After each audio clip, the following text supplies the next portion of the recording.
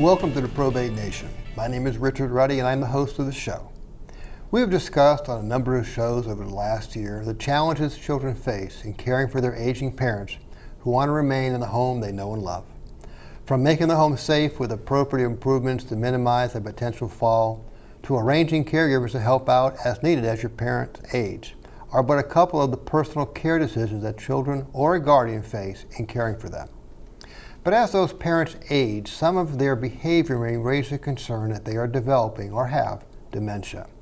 We have learned in a prior show the importance of getting a proper evaluation and diagnosis of dementia as early as possible. Typically that evaluation starts with the internal medicine and then neurologist doctors doing a host of tests to rule out physical reasons for the behavior by your loved one. If those tests are not conclusive, then a referral to a neuropsychologist for a neuropsychological evaluation is the final step in the evaluation process. But once you know that your loved one has dementia, you then need to determine how their care will be managed so they have as good a life as possible under the circumstances.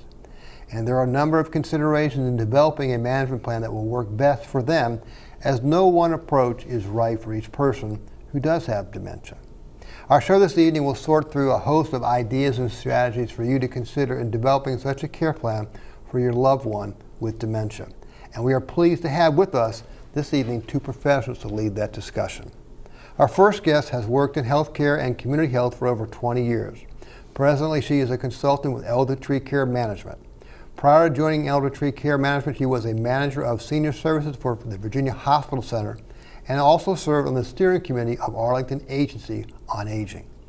Our second guest has worked in the senior care industry in the D.C. metro area since moving to D.C. in 2007. Currently, he is the Vice President of Sales and Marketing at Homestead Senior Care in Annandale. In addition, he is on the Board of Directors for the Insight Memory Care Center. Please welcome Colleen Dool and Ken Wood.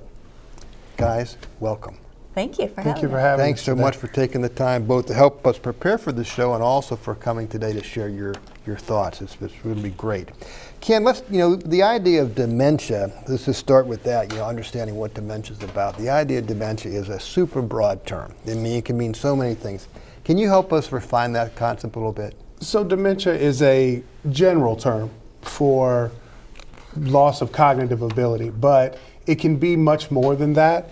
Memory loss is but one example, right? Mm-hmm. So it can also be changes in personality, loss of executive function, tasks and things that you normally would carry out, but then you lose the ability to carry those tasks out. Mm-hmm. Alzheimer's is the most common types of dementia, but dementia is more of a broader term for multiple illnesses underneath. Okay.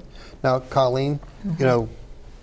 What causes dementia? That's everybody's million-dollar question. Right. Well, what cures dementia, we would love to know. But what we know is that brain cells stop working and they stop interacting with each other. All of us lose brain cells as we get older, mm-hmm. but people with dementia, their brain cells die more quickly and they quit communicating with each other. So depending on what is happening in the brain, that can cause dementia. Other causes of dementia are like vascular. So you may have a stroke or a little TIA that causes the brain cells not to work. And that's where the neurologist and the internal medicine doctor will be testing for those types of events. Right, trying to figure out what's causing the dementia that you have. Mm-hmm. Of course. But Ken, not all memory loss, isn't memory loss normally a part of aging? Well, yeah, and dementia is more common with people that are older, but it's not actually a normal part of aging. Many people live into their 90s and beyond without any cognitive issues at all. Personally, we've had several clients that I'm sure you've dealt with too, Colleen, that are sharp as a tack well into their 90s. Knock on wood. Absolutely. We're so lucky, right? But up to half of all people 85 or older actually will have some sort of form of dementia. So Colleen, there are different kinds of dementia and causes then? Exactly. So what Ken's talking about, if we think of dementia as an umbrella, Alzheimer's is definitely the biggest type of dementia, and that's usually tangles and plaques. There's also, like I mentioned, vascular dementia. Mm-hmm. And then there's Parkinson's and Lewy body, which is a form of dementia that affects often the body first. Okay. So different kinds, yeah. Okay. Ken, how is dementia diagnosed? Well, Richard, typically the changes for an individual to begin that process actually are found by either a family member, a close family member, or a family caregiver. Usually they then go to their internal medicine doctor that then would refer them out to a specialist, usually a neurologist in that case, and then they would do several different forms of baseline testing and understanding, up to and including MRIs, CT scans, and things of that nature. Sure. Ultimately, if they need to continue to test to find that diagnosis, they will go through a neuropsychologist. So those are the phases that a diagnosis comes out. Okay. So Colleen, how does dementia typically progress? It really, again, kind of depends on the type of dementia that you have. So once again, we go back to Alzheimer's. Which seems to be our biggest problem. Right, that's the one we all think about. And so when people think about Alzheimer's, for example, it is usually a steady decline. But with that, you have cliffs and plateaus. So you'll see a decline over time, but sometimes that will go much more quickly, and then sometimes it'll really even out. With vascular dementia, and that's caused by people having strokes or tiny TIAs, you have little changes in the brain, and that plateau may stay pretty steady for a while. Though, especially with people who aren't controlling their blood pressure, there can be tiny TIAs, this little mini strokes that happen pretty frequently. And so you do see some changes with dementia even with that, because these little undetectable strokes are continuing to happen. And then finally, to go back to the Lewy body Parkinson, you often see that in the body first. So people have a stiff gait, they'll kind of move oddly, they may have tremors, and then later on in life, you may have the dementia that we kind of think about, the cognitive decline. And that's why you see in some of the neurologist reports, they'll comment that the patient's gait is fine, because they're focusing on that to identify that particular level of dementia. From a physical standpoint, that's the physical thing they can identify. Let's talk about some common symptoms of dementia. Ken, what are some of those common symptoms that we normally would see with dementia? So you would see memory loss that kind of disrupts daily lives. Now I'm willing to bet one of us this morning lost our car keys, but it's a little more deeper than that. It's things that you would traditionally take for granted, being able to put a jacket on correctly or tie a tie. When you start seeing some decline with that, challenging in solving problems, very much like tying a tie can be, but there's also confusion with time and place. You often hear or see in medical reports that someone is alert and oriented ×3. Well, that's to person, place, and time and place can become challenging, as well as spatial reality as well. And then another big key that is often overlooked is the withdrawing from social activities. Or they'll withdraw from work. Somebody will promptly retire, or they just begin to pull themselves away from all social functions. And if that's not what they were usually like, that is certainly a warning sign that there may be some cognitive decline in place. Okay. Well, continuing with some of the symptoms that we see, the one thing we hear all about is this idea of sundowning. What is that? I, to be honest, don't love the term sundowning, though you do hear it a lot. So often in the late afternoon, people get more confused, more agitated. You'll see people kind of get up, wander around. Any of us that have raised children know that there's that usually witching hour that we talk about with kids, where everybody gets crabby. So that kind of continues our whole life. And when you have dementia, that can often happen as well. What I tell people is, don't just assume that it's sundowning. What can we do? Just like with your baby, some babies like to go outside at that time of day. Some older adults need a snack. What is it that we need? What's that restlessness telling us? So it's a message. We need to be able to Absolutely. accept that information. Ken, what is the difference between, I think, the Alzheimer's dementia and the normal age-related changes that we see in people? Okay, so poor decision making is a big one. As we age, I've seen, you'll make I'll see with like my grandparents, you'll see that they'll make a bad decision every once in a while. But systematic decisions that are more and more puzzling, not necessarily based on the fact that they're bad, but that they're not the norm for that individual. The other one is an inability to, maybe manage a budget. I know I've been guilty of making a late payment a time or two in my life, but I can formulate a budget and I operate my household off of a budget. And if you have an individual that does such things as that, and then all of a sudden they're not able to, or you start to see the changes where they're making, in some cases, even radical purchases. Those are a couple of signs. So while there's parallels to the aging process, it's exacerbated in those parallels. Okay. Well, let's turn to communication with people who have dementia. Okay, so it might seem to be oxymoron, but there actually is an importance there, I think. So, Colleen, how should family and caregivers communicate with a person who has dementia? First of all, as a person, I think that's really important. Your loved one that has dementia is still your loved one. What I challenge people to do is think about what they would want. I often challenge people, think about a time when you felt bad, you didn't feel well, maybe you were also stressed out and somebody was trying to tell you something that was very important and getting impatient with you when you weren't understanding quickly. Put yourself in their shoes. Life is now confusing and they're doing their very best to make sense of it. So what would you want for you if you were confused? You need somebody to speak more slowly. You need time to process what you're hearing. You need that patience. If I tell you, it's fine, take your time, but my body language is upset, right? Sure. You're gonna pay attention to my body language, especially if you're hard of hearing and so you're not really hearing what I'm saying. You're watching me and I'm impatient. So watch your body language. Speak compassionately and slowly. I often tell people, speak one sentence at a time. You'll hear people that'll give, like I'm doing now, 10 different thoughts all at once, and that's just too much to deal with. Okay, good point. Family dynamics with a family where someone has dementia. Ken, is it important to keep all the caregivers informed? Absolutely. I think that's probably one of the paramount things that I see professionally, and I'm sure you do as well, Colleen, is different behaviors manifest at different times.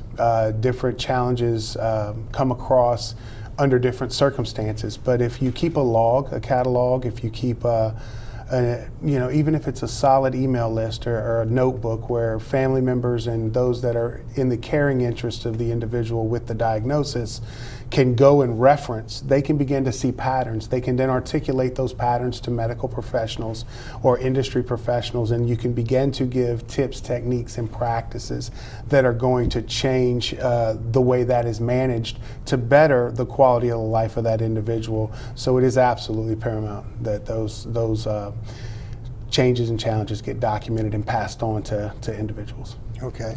Now, the other side of that, is you get a family, not everybody always agrees with everybody about things, okay? So family dynamics can have its own set of impacts. Family dynamics can be And how do you very deal with that and complicated. manage that?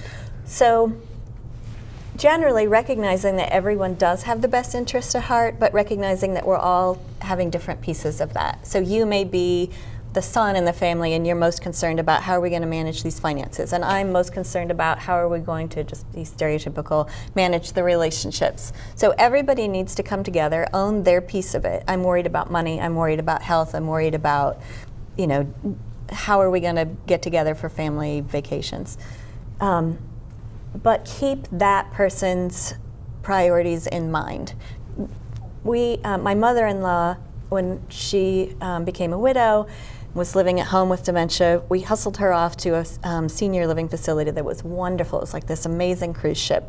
And we all felt better about that. She had lots of people to talk to. She had the best possible care. And then we remembered she hates being around other people. She never wanted to go on cruises, and she hated it. So she moved out there. She told us she hated it. She really hated it, and we moved her back home and got a home care to work with her because she isn't a social person. So what is important to that person? Is music important? Is socializing important? Remember the person, what matters to them. Well, that's a good point to make. That's a good point to make. Well made. Let's continue on for a second with you, Colleen, about support resources.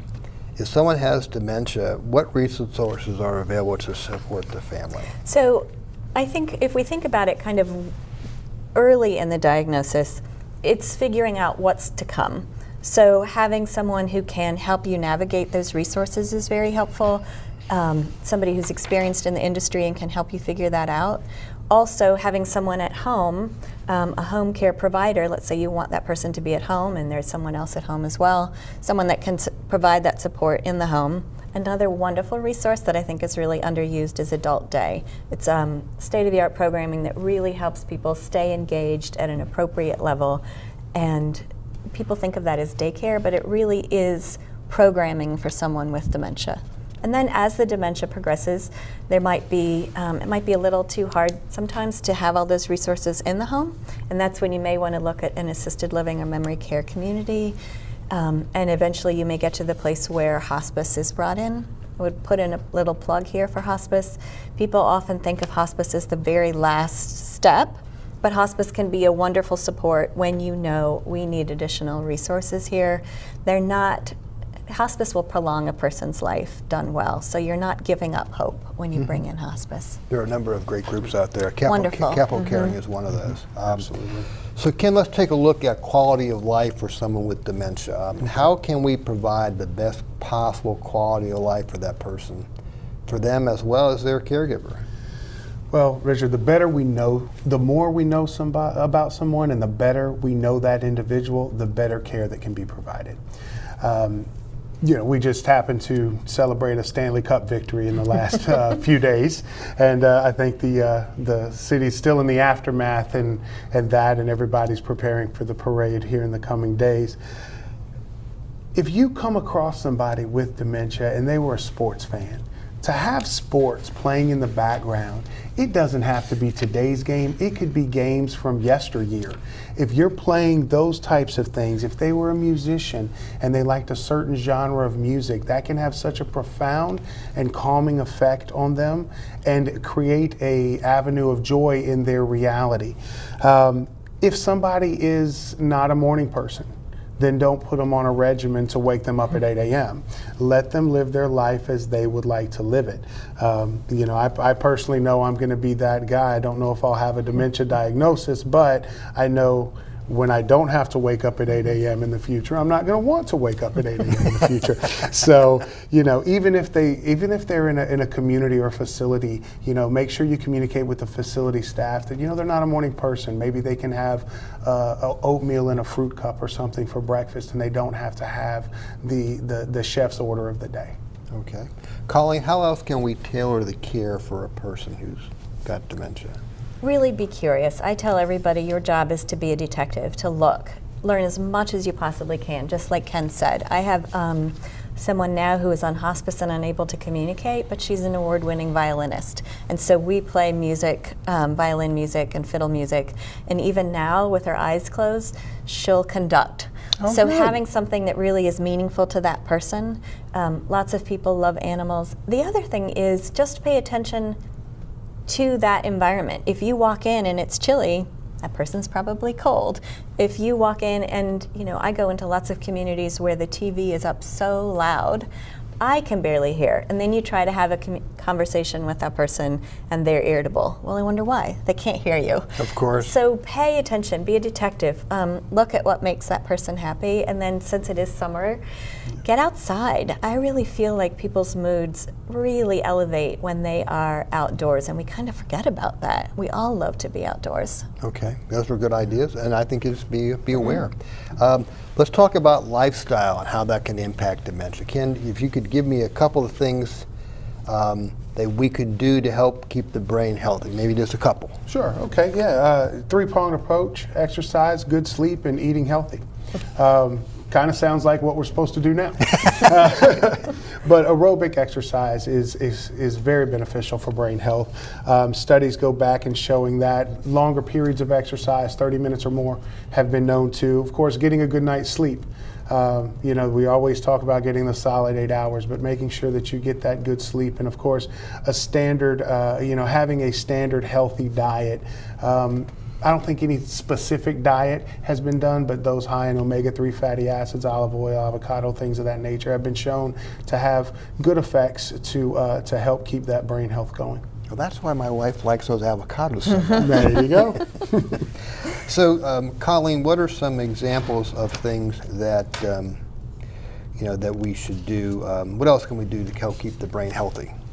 Staying active and engaged is the most important thing. A lot of us, once we get to retirement age, we've made our life, our life is our work, and now we need to find a new sense of purpose. So making sure that people have purpose, that there is some social interaction. I took a client to a neurologist who has dementia, and he said the fact that she is so social. She hugs everyone in and out on the way going and back. People in the lobby, he'd like to have her as a greeter. He said that's better than any medication that I can give her. Just the fact that she loves to interact with people, that she has a sense of purpose, that she is a joyful, socially interactive person, that's the best thing you can do. Okay, so what are some, I was looking through here, some of the fun things that people can do to exercise the brain, Ken? Oh, well, never stop learning. Take up a new hobby, join a book club, doing crossword puzzles. These are things that are just things that people can do to continue to keep their brain engaged. Take an art class, go visit with a friend, talk about current day events, talk about the events of your childhood. Maybe have conversation about what was all the rage when you were a senior in high school. We're here in graduation season as well. So, I think back 20 years ago when I graduated, and I'm like, okay, yeah, it was a little longer than 20 years ago. Well, Colleen, how about some things that, activities or lifestyles that are not helpful for the brain? Well, this Just is pick a couple like of those. Ken. These aren't big surprises. So depression is definitely shown to have higher rates of dementia.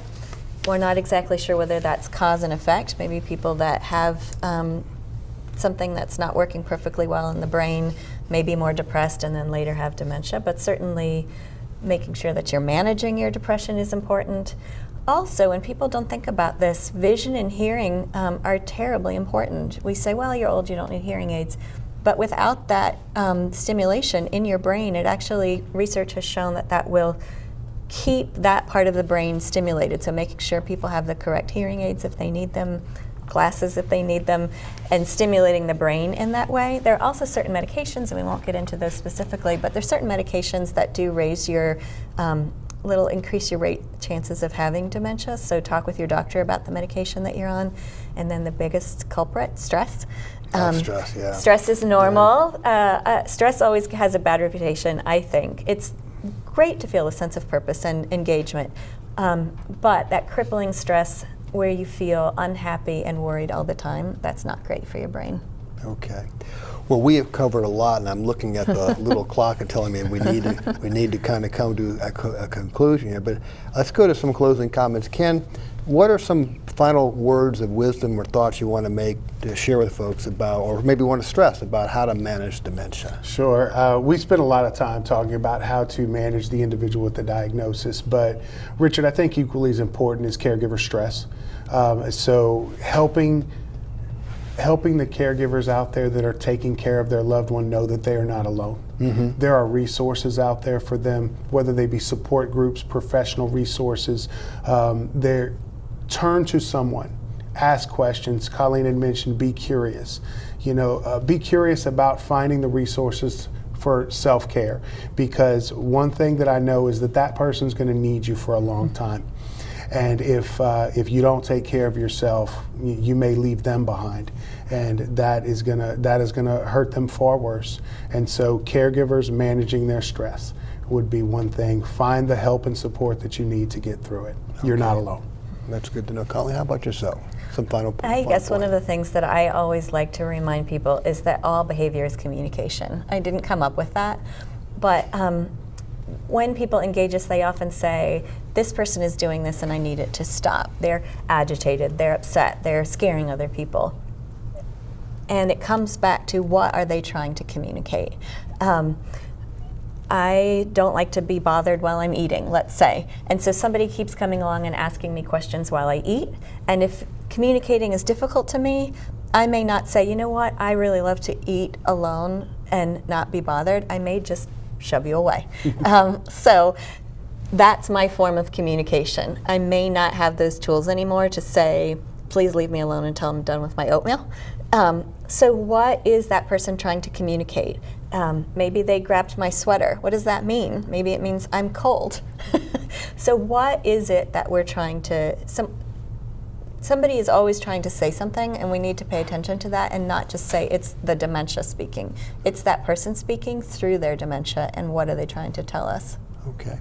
Guys, I want to thank you both so much. This is just so informative. I learned as much, more than anybody in this whole process. So great public service to the folks across Northern Virginia. Thank you very much for taking the time and talking with us. Thanks for having me. I appreciate it. You're very welcome. You know, it's heartbreaking to see a loved one who suffers the effects of dementia. And I pray someone will find a cure for this awful condition that affects so many. Until that time, however, children and guardians face the challenge of understanding and managing the impact that dementia has on the senior under their care. Our show this evening touched on the process to develop a plan to do so, including the importance of good communication between the family and the caregivers, identifying the behavior and mood of the senior and learning what works best to deal with that behavior or mood, good lifestyle habits to adopt, and bad lifestyle habits to avoid, and most importantly, the need for patience in dealing with the senior. There's no one way to manage dementia for a loved one, but the discussion this evening gives you some tools to begin to shape an approach. And with the assistance of professionals, that approach can be refined and adjusted as needed to provide your loved one with as good a life as possible. This brings us to the conclusion of our show on managing dementia. Hope you found it informative. And remember that replays of the show can be viewed on the Probate Nation website. On behalf of the Probate Nation, thank you for visiting with us.